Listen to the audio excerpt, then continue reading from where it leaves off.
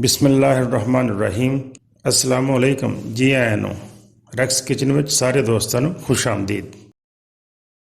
ਅੱਜ ਅਸੀਂ ਬੀਫ ਸਟੀਕ ਬਣਾ ਰਹੇ ਹਾਂ। ਸਟੀਕ ਤੁਸੀਂ ਚਿਕਨ ਦੀ ਵੀ ਬਣਾ ਸਕਦੇ ਹੋ, ਮਟਨ ਦੀ ਵੀ ਬਣਾ ਸਕਦੇ ਹੋ ਤੇ ਬੀਫ ਦੀ ਯਾਨੀ ਵੱਡੇ ਗੋਸ਼ਤ ਦੀ ਵੀ ਬਣਾ ਸਕਦੇ ਹੋ। ਬੀਫ ਦੀ ਸਟੀਕ ਤਿਆਰ ਕਰਨੀ ਬਿਲਕੁਲ ਆਸਾਨ ਹੈ ਤੇ ਕਾਫੀ ਮਜ਼ੇਦਾਰ ਬਣਦੀ ਹੈ। ਸਭ ਤੋਂ ਪਹਿਲੇ ਅਸੀਂ ਮਸਾਲਾ ਤਿਆਰ ਕਰਾਂਗੇ ਜਿਹੜਾ ਅਸੀਂ ਬੀਫ ਸਟੀਕ ਨੂੰ ਲਾਣਾ ਹੈ। ਤੇ ਕਿਸੇ ਬਰਤਨ ਵਿੱਚ ਤੁਸੀਂ ਅੱਧਾ ਚਮਚ ਨਮਕ ਪਾ ਲਓ ਤੇ ਅੱਧਾ ਚਮਚ ਲਾਲ ਮਿਰਚ, आधी चमची काली मिर्च की ते 1 चम्मच अदरक लहसुन का पेस्ट, 2 छोटे चम्मच लैमन जूस के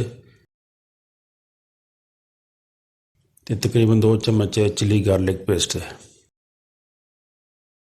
ते 2 चम्मच तुसीं सोया सास ते पा लो।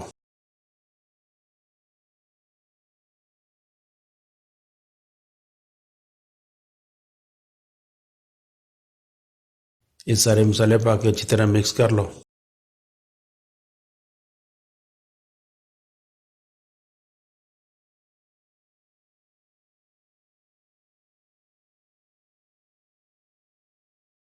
ਤੇ ਇਹਦੇ ਵਿੱਚ ਗੋਸ਼ਤ ਦੇ ਪੀਸ ਨੂੰ, ਸਟੀਕ ਨੂੰ ਅਸੀਂ ਇਸ ਤਰ੍ਹਾਂ ਰੱਖ ਕੇ ਤੇ ਅੱਛੀ ਤਰ੍ਹਾਂ ਮਸਾਲਾ ਲਗਾਵਾਂਗੇ।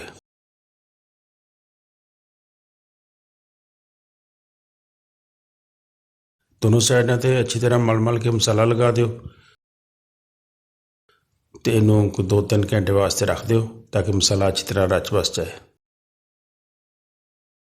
ਜਿਹੜੇ ਦੋਸਤ ਮੇਰੇ ਚੈਨਲ ਤੇ ਪਹਿਲੀ ਦਫਾ ਆਏ ਤੇ ਉਹਨਾਂ ਨੇ ਮੇਰੇ ਚੈਨਲ ਨੂੰ ਹਜੇ ਤੱਕ ਸਬਸਕ੍ਰਾਈਬ ਨਹੀਂ ਕੀਤਾ ਤੇ ਮੇਰੇ ਚੈਨਲ ਨੂੰ ਸਬਸਕ੍ਰਾਈਬ ਜ਼ਰੂਰ ਕਰ ਦਿਓ। ਬਹੁਤ ਸ਼ੁਕਰੀਆ ਤੇ ਬੜੀ ਮਿਹਰਬਾਨੀ ਹੋਏਗੀ।